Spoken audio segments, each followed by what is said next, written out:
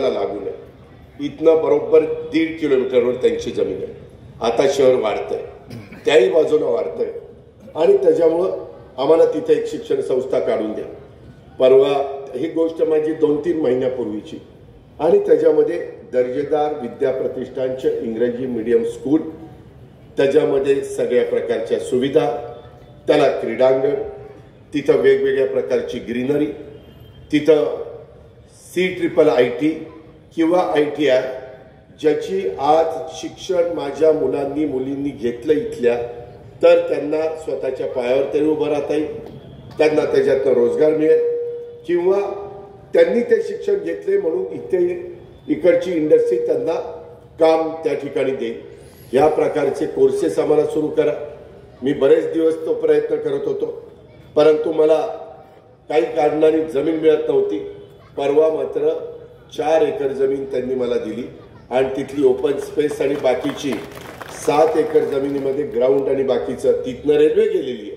रेल्वेला काहीतरी 30 मीटर सोडावं लागतं, 30 मीटर, आणि मग ते राहिलेल्या भागामध्ये मी CIIT किंवा ITIचं जे सांगितलं ते त्या बाबतीमध्ये करता येईल.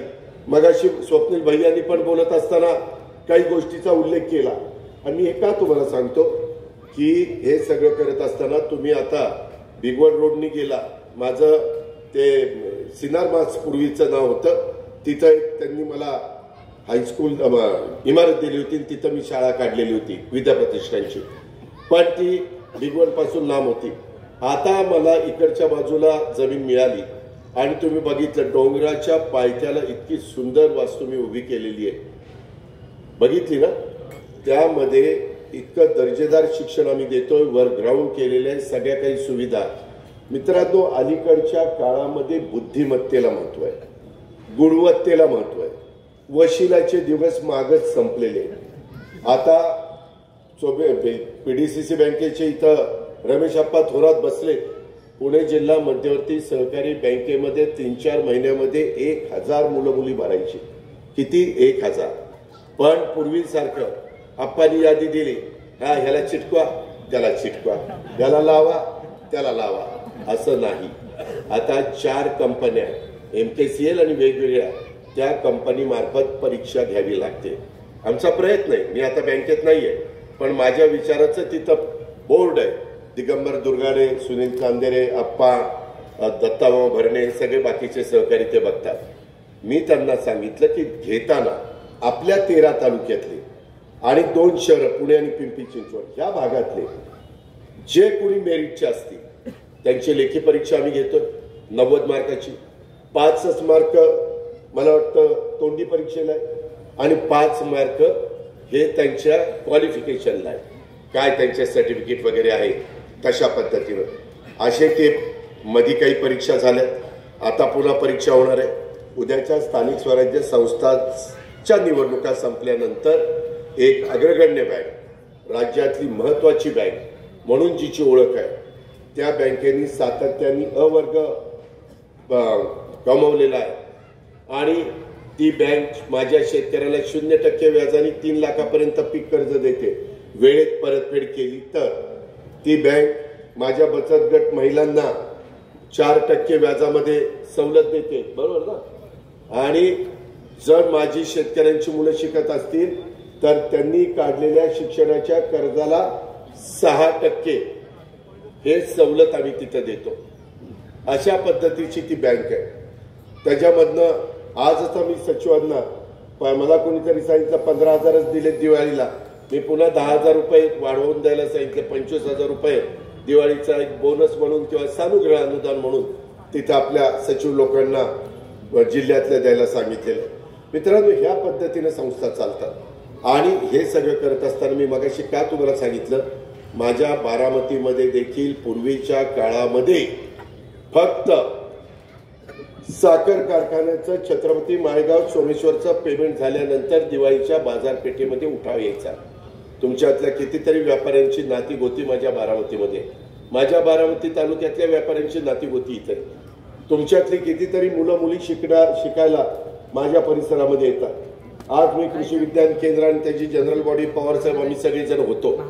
तिथं अतिशय दर्जेदार असं शिक्षण देण्याचा प्रयत्न करतोय। क्रीडा विभागामध्ये आमची मुलं मुली विद्या प्रतिष्ठानची कृषी विकास प्रतिष्ठानची नैपुण्य मिळवत आहेत। आम्ही ॲग्रिकल्चर कॉलेज आहे त्याच्यातली काही मुलं मुली आम्ही नेदरलँडला पाठवतोय, नेदरलँडची मुलं आम्ही इकडे बोलवतोय, त्यांना इकडचं शेती कशी आहे तिकडची शेती कशी आहे। मी आज सकाळी 6 वाजता तिथं कृषी विज्ञान केंद्रावर गेलो, थोडासा अंधार होता, 6:15 जरा दिसायला लागलं आणि तिथं मला आधुनिक पद्धतीचा कृषक म्हणून जो कार्यक्रम आहे, मी मधल्या काळामध्ये आता दत्ताभाऊ भरणेला कृषी खातं दिलेलं आहे, ते दिलेलं असताना दत्ताला सांगितलं, दत्ता तुझी डाळिंबाची बाग उत्तम आहे, तुझी केळी उत्तम आहे, तुझी द्राक्ष उत्तम आहे, तुझा ऊस उत्तम आहे, आता फक्त तुझा असून चालणार नाही, माझ्या शेतकऱ्यांचं देखील सगळ्यांचं तसं झालं पाहिजे, त्याकरता निधी लागेल, तो देण्याची जबाबदारी हे अजित पवारची आहे। पण माझ्या शेतकऱ्यांना योग्य पद्धतीचं वेगवेगळं मार्गदर्शन करण्याचं आणि AI म्हणजेच कृत्रिम बुद्धिमत्ता म्हणजेच आर्टिफिशियल इंटेलिजन्स याचा वापर आता जगात सुरू झाला आहे। मित्रांनो, मी आता माझा स्वतःचा 70 एकर ऊस माझ्या आणि माझ्या नातेवाईकांचा सगळ्यांचा मी ते पाहतो, तो त्या ठिकाणी 86,032 आणि काही ठिकाणी 265 लावलाय। त्याच्यामध्ये माझं नेहमीचं ॲव्हरेज होतं 70 टन, मला त्यांनी सांगितलं आता तुमचं ॲव्हरेज 100 टनाच्या पुढे जाईल। मागं गेले 2-3 वर्ष आम्ही 1000 शेतकऱ्यांच्या इथं प्रयोग केले, ते सक्सेस झाले। मी तुमच्याकडे प्रयोग करा म्हणून सांगायला आलो नाही, मी पहिल्यांदा आमच्या भागामध्ये केलं ते यशस्वी झालं। आता मी सांगतोय महाराष्ट्राला, माझ्या दौंड तालुक्याला, माझ्या 72 शेतकऱ्याला, माझ्या त्या लाडक्या बहिणीला की तुम्ही जर शेती करत असाल तर ह्या पद्धतीने शेती करा। परवा तुम्ही पेपरला वाचलं असेल, VSI ला मीटिंग होती, त्याच्यामध्ये शेतकऱ्यांना पहिल्यांदा 9,250 रुपये भरायचे होते, 9,250 रुपये हेक्टरी ते VSI भरणार होतं, बाकीचे काहीतरी 6,000-6,500 साखर कारखाना भरणार होता, असा हेक्टरी 25,000 रुपये खर्च येतो।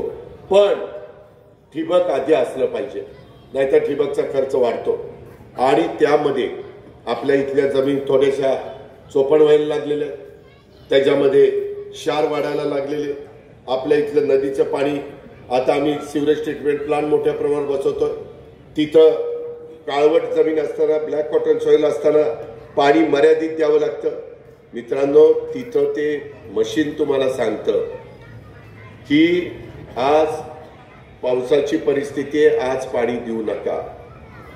ज्या दिवशी वापसा असतो त्यावेळेस ते मशीन सांगतं आज 15 मिनिटच पाणी चालू ठेवा, पिकाच्या मुळाला पाणी दिलं जातं। त्यामध्ये तीच गोष्ट आम्ही बाजरी मकेच्या बाबतीमध्ये केलेली आहे। मका त्या पद्धतीनं केली तर एकरी 70 क्विंटल मका निघते। तुम्ही म्हणाला जायला ही संध्याकाळी टाकून आलाय का काय? मी टाकून आलेलो नाही, मगाशी एक टाकून आलेला मला भेटून हातात हात देऊन गेला, त्याला मी रामराम केला, रामकृष्ण हरी केलं।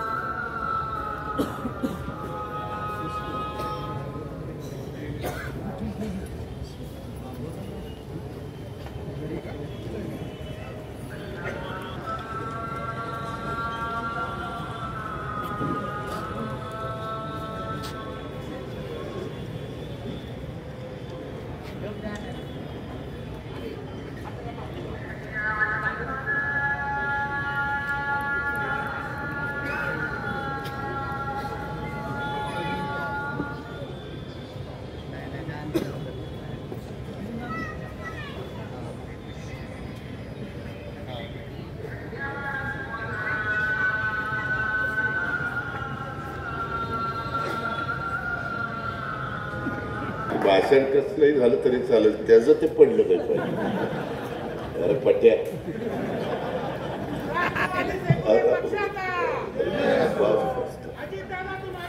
अरे ती स्थानिक स्वराज्य संस्थांच्या निवडणुका अजून यायच्या, दम ठेव राव, तोपर्यंत दम निघून जाईल. जरा कळ काढ.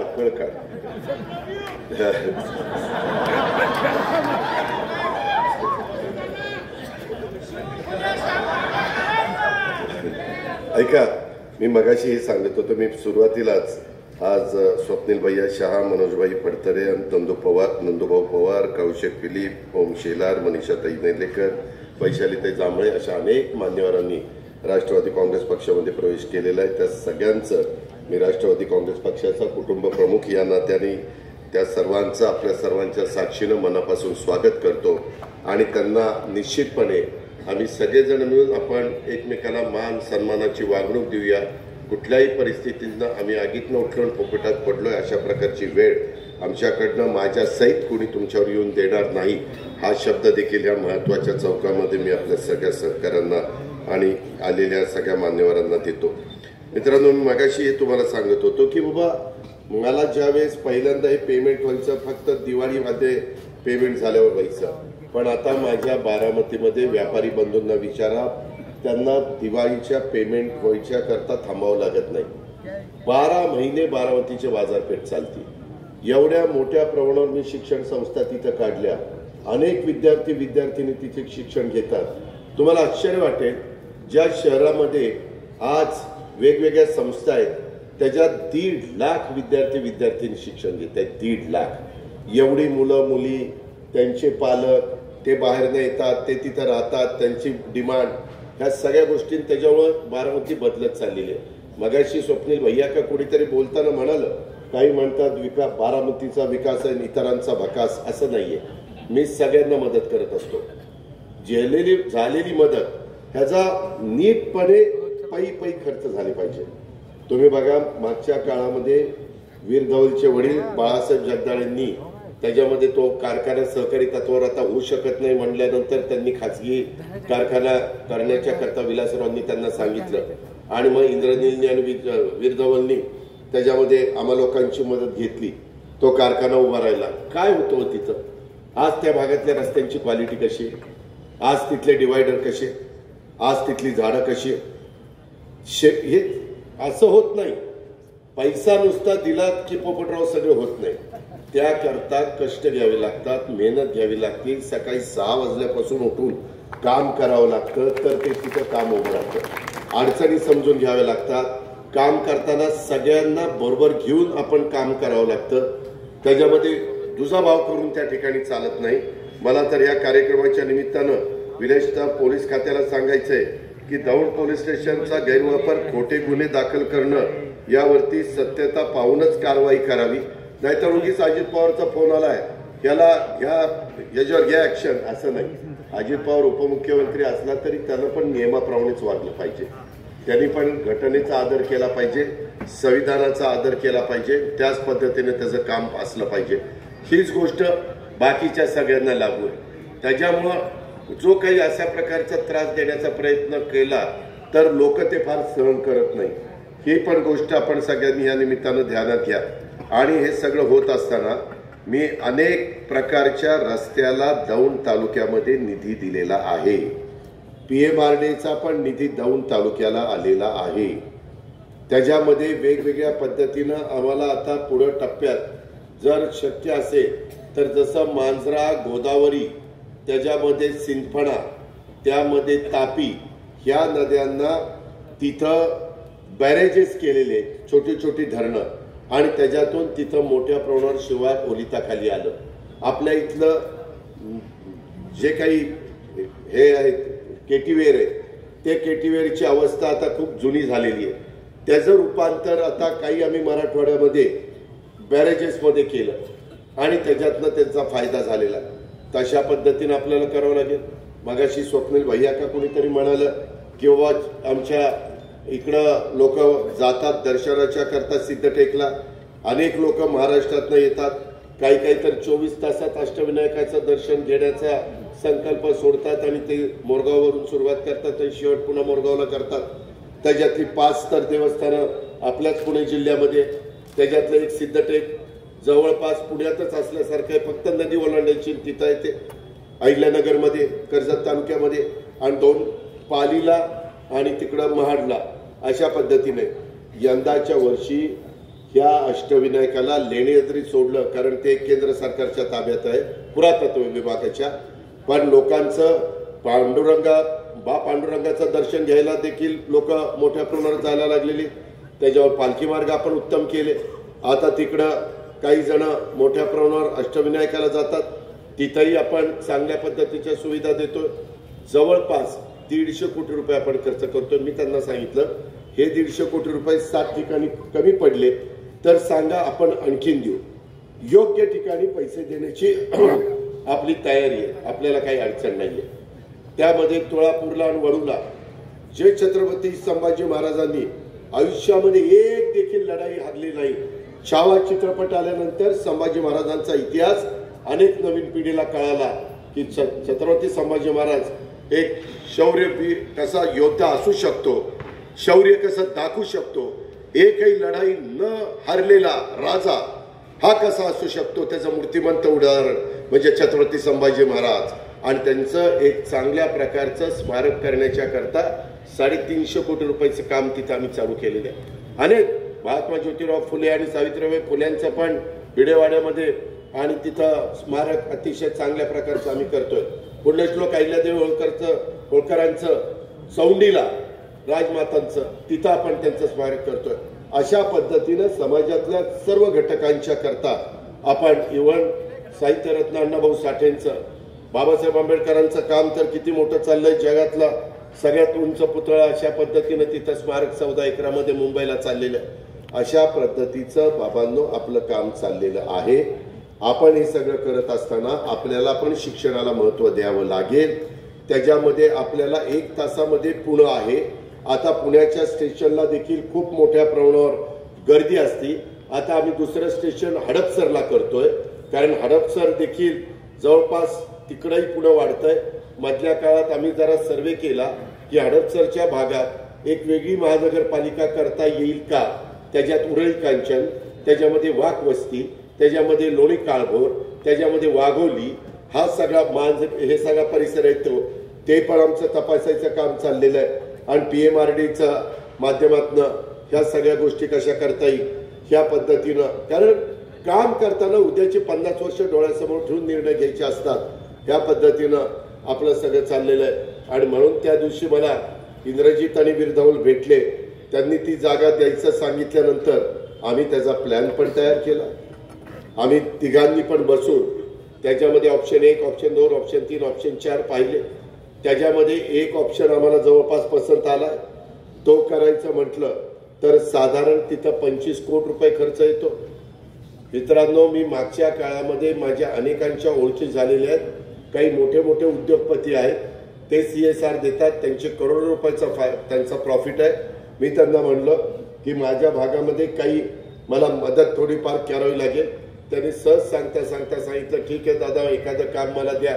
म्हणलं किती कोटीचं काम देऊ. ते म्हणले द्या दादा 25 कोटीचं द्या.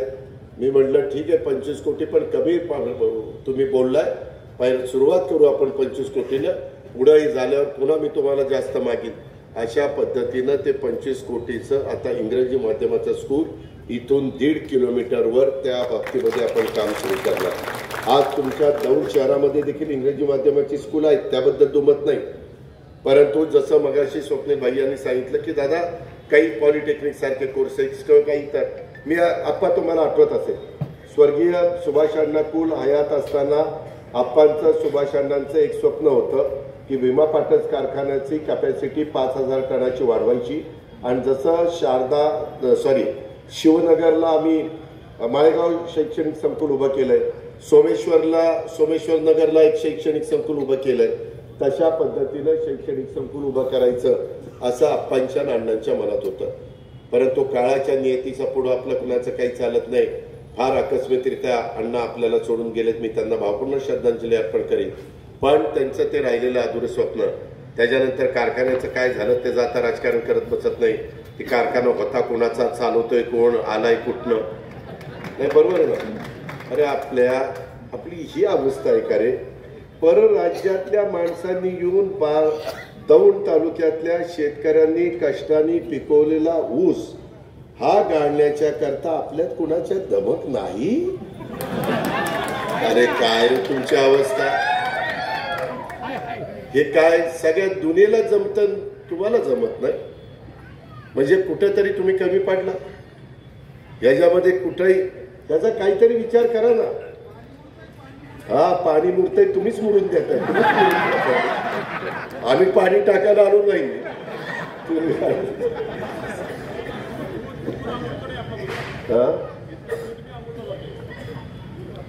ठीक आहे. आता शेवटी आपलेच दात आपलेच ओठ. मित्रांनो, शेवटी आपल्या भागातल्या मुलांच्या मध्ये, मुलींच्या मध्ये, कर्तबगार माणसांच्या मध्ये कर्तृत्व आहे, सगळं काही आहे. फक्त योग्य पद्धतीची संधी योग्य ठिकाणी योग्य लोकांना द्यायची असते. आणि मग उगीच म्हणत बसायचं नाही. मी तिथं ज्या काही सुधारणा करतो बारामतीमध्ये, मी अक्षरशः मला वाईटपणा घ्यावा लागतो. पिंपरी चिंचवडमध्ये तुम्हाला आठवत असेल, जुना पुणे मुंबई रस्ता रुंद करताना मी तो होता 2 पदरी, तो मी केला 8 पदरी. 8 पदरी करताना मला काही घरं काढावी लागली नसते, काही तिथं अनधिकृत बांधकामं काढावी लागली नाही, परंतु आम्ही त्यांची पर्याय व्यवस्था केली. उद्याच्याला आपल्या इथं देखील ज्या बारक्या बारक्या गल्ल्या आहेत तिथं फायर ब्रिगेड तरी गेला पाहिजे ना, तिथं अँब्युलन्स तरी गेली पाहिजे ना. उद्याच्याला कोणाच्या घरामध्ये रात्री अपरात्री काही कोणी सिरियस झाला तर काही पण घडू शकतं ना. कसं तिथं जायचं गाडीनं. त्याच्याकरता पूर्वीचा काळ वेगळा होता बाबांनो. त्यावेळेस वाहनं कमी होती, बैलगाड्या चालायच्या, टांगा घोडा चालायचा. आता परिस्थिती ती नाहीये. परवा दसऱ्याला माझ्या बारामतीमध्ये 2300 गाड्या 4 चाकी विकल्या गेल्या. 2300 गाड्या आल्याच ना तेवढ्या रोडवर. मग रोड मोठे करायला नको, त्याच्या संदर्भामध्ये पब्लिक सर्व्हिस ट्रान्सपोर्ट चांगली करायला नको. त्याच्यामध्ये मेट्रोच्या बद्दल, मेट्रो अजून आपल्याला यायला वेळ आहे, परंतु लोकल ही आपल्याला चालू करावी लागेल. त्या ट्रिपा आपल्याला वाढवाव्या लागतील. त्याच्याकरता वेळ पडली तर मी वैष्णवी साहेबांच्याकडे जाईल. पण तुम्ही पण चांगल्या नेतृत्वाचा स्वीकार केला पाहिजे. आज अनेक वर्ष एका पक्षामध्ये स्वप्नील मी बघत होतो, त्याचं बोलताना त्या ठिकाणी मन दाटून आलेलं होतं. आवाज त्याचा थोडासा वेगळ्या पद्धतीचा आला होता. माणसाला वाईट वाटतं की ज्याचं आम्ही इतकं लहानाचं मोठं करायला अक्षरशः हातावरच्या फोडाला जसं आपण जपतो तशा पद्धतीनं जर ते जपलं आणि आज काय अवस्था झालेली. पण आपल्याला विकास करायचा. मी शब्दाचा पक्का आहे, मी त्याच्यामध्ये कामाचा माणूस आहे, मी बेनकामाचा माणूस नाहीये. तुम्ही माझ्या कुठल्याही संस्था बघा, आज मी ती चांगल्या पद्धतीने चालवतोय. मला आता नाईलाजास्तव माळेगाव कारखान्याला चेअरमन व्हावं लागलं. काल मी 3450 रुपये भाव काढला. अजून 100 रुपये जास्त निघाला असता, परंतु मागच्या वेळेस आम्ही कोजनला 1.5 रुपयाची सवलत दिलेली होती, ती यावेळेस अजून आम्हाला देता आली नाही. नाहीतर पोपटराव 3550 रुपये भाव दिला असता. सगळी सोंग करता येतात, पैशाचं सोंग करता येत नाही. आणि त्याच्यामुळे दूध संस्था चालवत असताना, मार्केट कमिटी चालवत असताना, खरेदी विक्री संघ चालवत असताना, नगरपालिका चालवत असताना, मी माझ्या बारामतीच्या नगरपालिकेचे रोड आणि बाकीच्या सुविधा बघा, पाण्याची सोय कशा पद्धतीने केली बघा, तिथं लोकांना बसायला बिसायला संध्याकाळच्या वेळेस कसं केले बघा. आता बऱ्याचशा बारामतीतल्या सुना ह्याच्या आधी म्हणायचं इकडं कशाला आले, आता म्हणतात फार चांगलं झालं मी बारामतीत आलो. एवढं व्यवस्थितपणे सगळं कायदा सुव्यवस्था व्यवस्थित, कुणाची दादागिरी गुंडगिरी दहशत चालून देत नाही. कोण असेल किती मोठ्या बापाचा तू तुझ्या घरचा. इथं गरीब असू श्रीमंत असू मध्यमवर्गीय असू, ज्याने त्याने मानाने राहावं, मानाने जगावं, स्वच्छतेला महत्व द्यावं, आपला आपला धंदा चोखपणे करावा. या बोटाचा थुका त्या बोटाला, त्या बोटाचा थुका ह्या बोटाला चालणार नाही, याची टोपी त्याला आणि त्याची टोपी ह्याला चालणार नाही. ह्या पद्धतीनं मित्रांनो, कधी कधी माझा जरा कडक स्वभाव काही न वाटतं याला चिडलाय का काय कुणाला माहिती, पण माझा आवाजच तसा आहे. आता आईबापाने जन्म दिला, आवाजाला मी काय करू, माझा नाही बारीक आवाज, त्याला काय करायचं, पण मी माझं बोलणंच तसं आहे. पण मी समाजाच्या करता बोलत असतो, वैयक्तिक माझ्या स्वतःच्या स्वार्थाकरता बोलत नसतो. या गोष्टीचा विचार आपण त्या बाबतीमध्ये करा. आणि अजूनही माझं सतत लक्ष आहे, AIचा वापर करून नवीन पद्धतीचं शिक्षण देखील उद्याच्या काळामध्ये आपल्याला इथं उपलब्ध करून द्यावं लागणार आहे. आज बरेचसे मुलं मुली आम्ही ते पारितोषिकाचे देत होतो, त्यावेळेस मी विचारत होतो, कोण सांगलीवरून आलंय, कोण बार्शीवरून आलंय, कोण बीडवरून आलंय, कोण लातूरवरून आलंय. वेगवेगळ्या भागातली आपल्या दौंडची पण मुलं मुली बरीच माझ्याकडं शिकायला बारामतीमध्ये आहेत. आपल्या कर्जतमधली आहेत, माढ्यामधली आहेत, इंदापूरमधली आहेत, वेगवेगळ्या भागातली आहेत. शेवटी सगळ्या मुलांचं भलं झालं पाहिजे, माझ्या लाडक्या बहिणीचं भलं झालं पाहिजे, ही आम्हा लोकांची त्या बाबतीमध्ये भूमिका आहे. आणि म्हणून इथं आता दौंड शहरालगत असणारं गोपाळवाडी राजमार्ग बाह्यवळण रस्ता व्हायला पाहिजे. 49 कोटी रुपये त्याला लागणार आहेत. त्याच्यामध्ये काहींनी मला ते निवेदन दिलेले आहे, या रस्त्यात जाणाऱ्या शेतकऱ्यांच्या जमिनी थेट खरेदीने संपादन करायचे आहेत. प्रस्ताव जिल्हाधिकाऱ्यांच्याकडे गेलाय. मित्रांनो, हे ट्रॅफिक आता पूर्वीसारखे सहा चाकी ट्रक राहिले नाही. आमच्या लहानपणी आम्ही बघायचो की ते ट्रक 6 चाकी असायचा आणि 10 टन माल द्यायचा. आणि ते हे जे असायचं ना, ते टिपर, काय टिपरच काय, डंपर, ते डंपर आता त्याला हायवा म्हणतात. ती तर 1 ब्रासच न्यायचा. आता हायवा नेतोय 7 आणि 8 ब्रास नेतोय की नाही. एवढे मोठे डंपर. अहो काही 22, 23, 24, 22, 24 चाकाचे ट्रक आलेले. एवढा माल 40 टन एक ट्रक माल वाहून नेतो. पूर्वी एक ट्रक 10 टन न्यायचा, आता एक ट्रक 40 टन नेतोय. त्याच्यावर रस्ते तशा पद्धतीने करावे लागतात, कॉन्ट्रॅक्टर चांगले द्यावे लागतात. त्याच्यात राजकीय हस्तक्षेप करून चालत नाही. नाहीतर तुम्हाला भेट कशाला भेट, त्याला त्याचं काम करू दे ना, नाहीतर काम सुरू नाही करायचं. अरे ते सरकारी काम आहे, त्याला सुरू करू दे. असं नाही चालत. दर्जा त्याच्याशिवाय राहत नाही. उद्यानाची जागा रिझर्वेशन असेल, उद्यानं झाली पाहिजे. क्रीडांगण मुलांना मुलींना खेळायला झाली पाहिजे.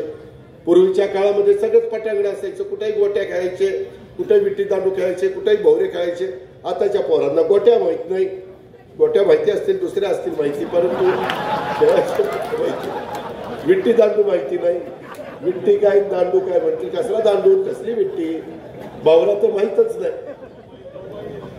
त्याच्यामध्ये सुरपाट्या माहित नाही. त्याच्यामध्ये पाकिटं खेळायचो आपण. पाकिटं कसली पाकिटं, तर ह्या पद्धतीनं त्या गोष्टी चालायच्या. ठीक आहे, काळ बदलला, काळानुरूप आपल्याला बदललं पाहिजे. आपल्याला पण चांगल्या सवयी लावून घेतल्या पाहिजे. पण कुणाच्या आहारी जाऊ नका. काही जण ती मोबाईल हातात, कुणी बोलतंय काय, आई काय म्हणते, बाप काय म्हणतो, काय नाही, याचं डोकं तिथंच चाललेलं आहे. काय दाबतंय त्याचं त्यालाच माहिती, आणि काय पाहतंय त्याचं त्यालाच माहिती. जे हे आहे ना, हे समाजाला बिघडवत आहे. त्याच्यावर काही मध्ये पंतप्रधानांच्या कानावर ही गोष्ट गेल्यानंतर काही ते हे असतात ना खेळ, या काही खेळत होता, याला तर बरोबर माहिती. तर ते बँकेतले पैसे परत जातात वाटतं.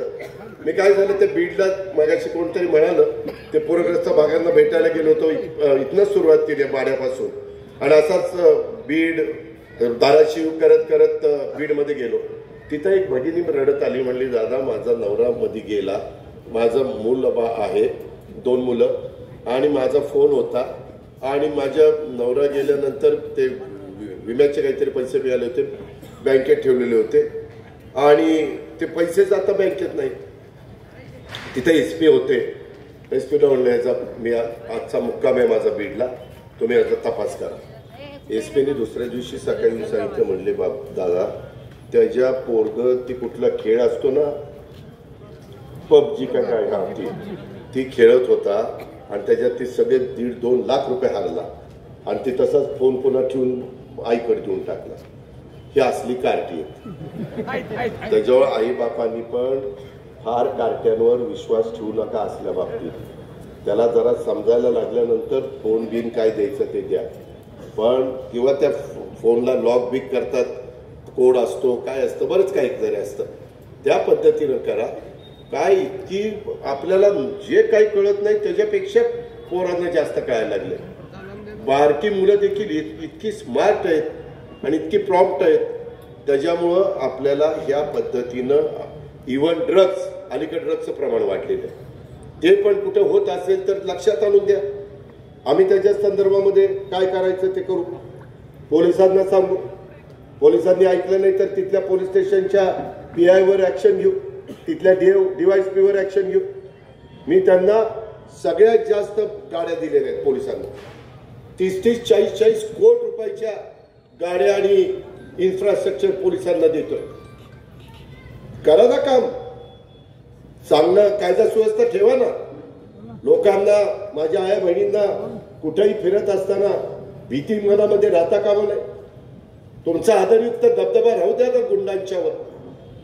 गुंडांचा बंदोबस्त करा, त्यांना मकोका लावा. आम्ही नाही हस्तक्षेप करणार, पण ह्या पद्धतीनंच कायदा सुव्यवस्था ठेवावी लागेल. प्रत्येकाला इथं सन्मानाने जगण्याचा अधिकार आहे आणि त्याच्यातून वेगवेगळ्या प्रकारचे घरकुलं, त्याचा मोठा कार्यक्रम आला. त्याच्या सवलती आता शिवराज चव्हाण आपले त्या ग्रामविकास खात्याचे, कृषी खात्याच्या मंत्र्यांनी दिलेला आहे. त्याचा उपयोग आपण करून घेऊ. मित्रांनो, ह्या प्रकारे मला स्वप्नील आणि बाकीच्या सगळ्यांना सांगायचंय, आपण पुढे जाण्याचं काम करू. आणि हे पुढे जात असताना उद्याच्या जिल्हा परिषद, तालुका पंचायत, नगरपालिका, महानगरपालिका ह्या सगळ्या निवडणुकीच्या मध्ये आपण सगळ्यांनी जागृत राहिलं पाहिजे. कोण आपलं काम करू शकेल? अरे दत्तक मी जरी घेतलं तरी चांगल्या लोकांना निवडून द्या ना. मी दत्तक घेऊन उरावर काय करू? त्यामध्ये मी जे सांगेन, मी पैसे दिले ज्या कामाला तर त्याच कामाला खर्च केले पाहिजे. त्याच्यातनं कुणी माझ्या जवळच्याला ते टेंडर द्या असं पण नाही सांगितलं पाहिजे. पारदर्शकता तिथं पाहिजे.